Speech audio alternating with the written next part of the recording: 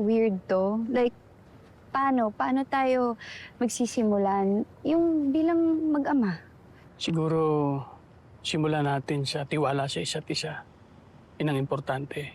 Hindi man ako nagpalaki sa'yo, pero alam ko na anak kita kaya lahat gagawin ko para protektahan ka. So, hindi mo na ako isusumbong kay Nanay Rosel? Oo, hindi, pero itatama mo yung mali mo. Ibalik mo ito sa Nanay Rosel mo, ibalik mo ito dun sa pinagkuhanan mo.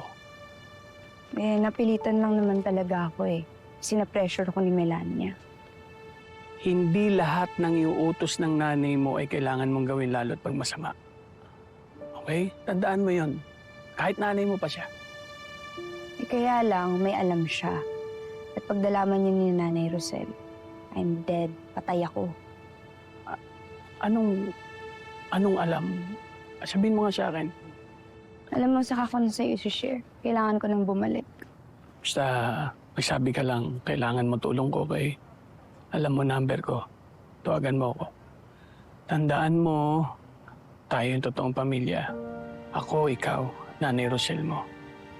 Si Melania, huwag mong itindihin yon. Akong bahala sa kanya.